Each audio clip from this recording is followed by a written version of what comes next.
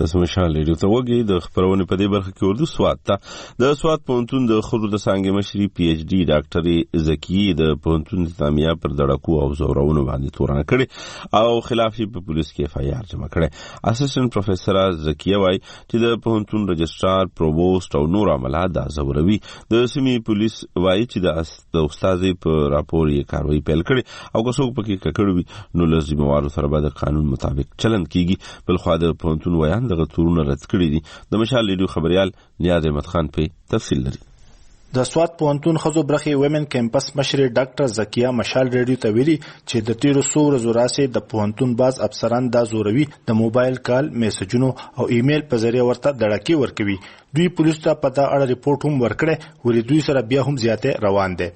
چې پرایویټ نمبر راغلي دي دا کوم چې ایمیل راغلي دا غي آی پی ایډریس دي چیک شي دا غي په شاتي کم کالکولیټ دی هغه دی مخه تراولي کنه دا ولې دی نه کې بل دا چې کوم د پرایویټ نمبر نه د انټرنیټ نه ماته ثرت هغه نمبر راغلي ایون ماته د رجسترار د نمبر نه ثرت راځي هغه ماته سیکنډ پس کنه په کنزیکټیو ډیټ کې د سحر په 15 بجې کال کې د شپې د په 12 بجې کال کې لکه د رجسترار په کې پیسې کې دا سيزونه شته چې هغه یو کس داسې څنګه پای کې رجسترار هم دی پای کې پرووست هم دی پای کې ډیپټي رجسترار هم دی.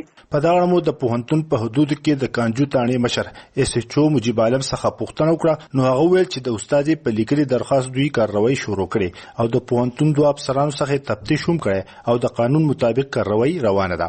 دا په خپل اسسټنټ پروفیسور ده نو هغه چې کوم اپلیکیشن کړی هغه کې پراپر انکوایري شروع کړی ده بالکل د قانون مطابق هغه کې با چې سم سیکشن اف لا لګیدل او د قانون مطابق چې څه د دې حق جوړېدو ان شاء الله تعالی دې سره موږ شانه بشانه ولاړو او د دې موږ به ان شاء الله د ادرسي کو د دې به موږ تسلی کو او د دې چې سم خلک واقعي د سي هغه له موږ ان شاء الله قرار سزا ورکو او هغه به موږ تاسو مخې ته مرولو.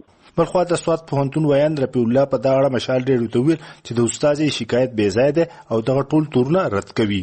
دا ایشو چې دا ډېر ماینر غونډه کې ایشو ده کنه او دا په کار دا وکړه ډیلا د دې یونیورسيټي کې د نن گریوینسز کمیټي د دې خپل پروتوکول دی ارڅ بایپاس شو دا ډایرکټ پولیس تراله کنه او دیوه ندی چې نه په یونیورسيټي الزام لګول نه ته هراسمنت سره شوی دی. د پوهنتون استاد ډاکټر زکیه زیاتوي چې تیر سو کالو راسي د خزینه استادانو سره په پوهنتون کې زیاته روان دي خو حکومت پر نوټس نه اخلي. دوی ویل چې د نورو خزینه استادانو او د کوونکو سره د زیاتی مخنیوي لپاره د پولیسو ته ورغلي ده او مقصد یې زیاته کوونکي منع کول دي.